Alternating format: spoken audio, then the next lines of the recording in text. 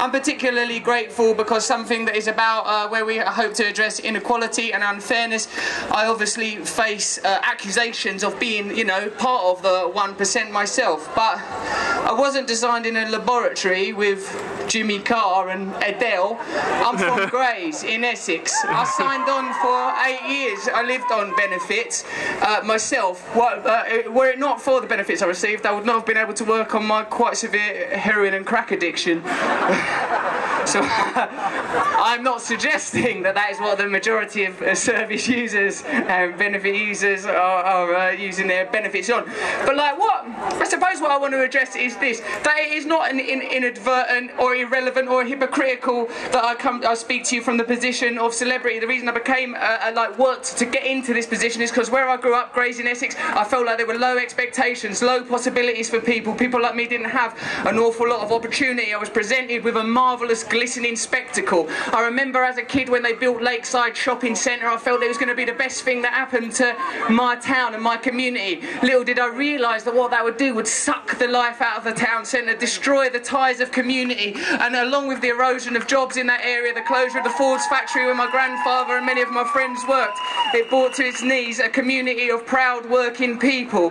This is an issue that affects the 100%, because none of us can be happy as long as any of us are treated with discrimination, as long as any of us suffer from inequality. I feel qualified to talk on this issue because when I was poor and complained about inequality, I was accused of hypocrisy, I was accused of bitterness and jealousy. Now I've got some money and I talk about inequality, they just accuse me of hypocrisy. It seems simply this subject ain't wanted on the agenda.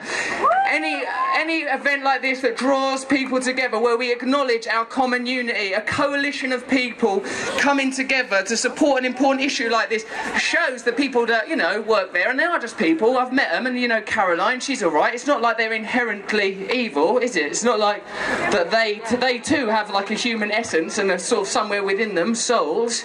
But when for what I think is important, what's important for me is the acknowledgement that power isn't there, power is here, power is within us.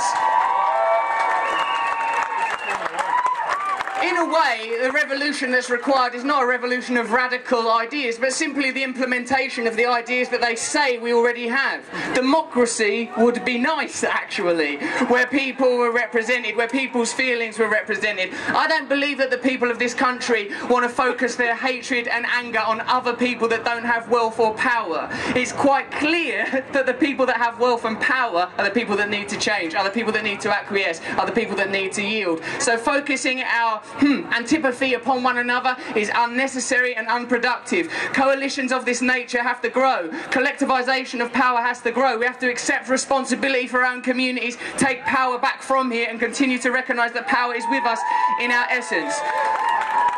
I just by coincidence ran into a mate of mine who I went to school with in Grays. He gave me this thing about firefighters. They rescue people, not bankers. Oh yeah, here's a thing I heard. So we should do that. That looked like I was throwing away the concept. I didn't mean that. I honour it. Wear it.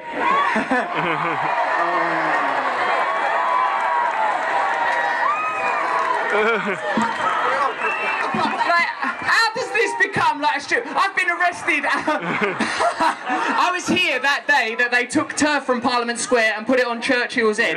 Later on down that road, I watched the Black Bloc destroy that McDonald's, which, you know, I don't agree with the desecration and destruction of public property. I don't support any violent form of revolution. I think peaceful change is what we want. But what the point I will make is that I fucking ended up naked that day as well, and it wasn't it wasn't a good look. It was a particularly cold May Day, I will add.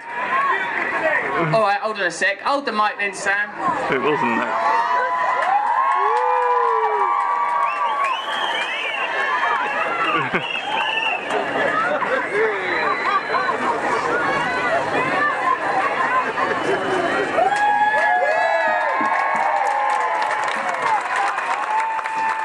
I've given you even my vanity.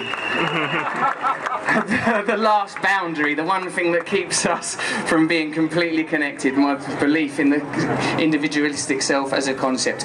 All right, so yeah, that's the thing I'm interested in. Like sort of when we're talking about austerity, like them principles that they deny us access to exist among them. They have fellowship and common unity among each other. When their friends in the financial industry fuck up and lose trillions and trillions of dollars, they are supported and they are bailed out. Then why do these principles not apply to us? It's not as if the administration and bureaucratic capability doesn't exist within the week that... Silence, please, dear friend. Silence, comrade. That in the week that followed the 9/11 attacks, the bank accounts of any person suspected of being involved in Al-Qaeda were frozen. Their assets were frozen and taken. Why are these principles not applied to the people that collapsed the financial industry in 2008? You know the answer to this rhetorical question is because they have common unity, they have a shared purpose. The people in this building, generally speaking, do not represent us, they represent their friends in big business. We know this. It's time for us to take back our power. The power has always been ours. It's time for us to take back our common unity. This will be a peaceful, effortless, joyous revolution. I'm very grateful to be involved with the People's Assembly. I'm very grateful to be asked to be here today. I want to give a plug to UK Uncut and their action next Saturday at Boots. Yeah, Boots. When is it? 3 o'clock next Saturday?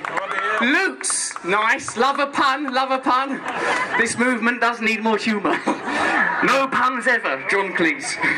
Okay, alright, so yeah, that'll be a good event to attend. And I think, you know, now it is effortless. Now I think the connection is occurring. I think that we will effortlessly ride to these kind of changes. We only have to make the decision within ourselves. Although even this loose coalition is falling apart just here. I'm really, really honoured to be here. I feel that this is where I belong. I know that there are no answers in fame or fortune or superficial pleasures. I know that the answers and happiness comes when we connect with one another, when we join together to look after one another. I'm very grateful to be a part of that process in any capacity. Thank you very much, all of you, for being here. I'll come hang out for a little while.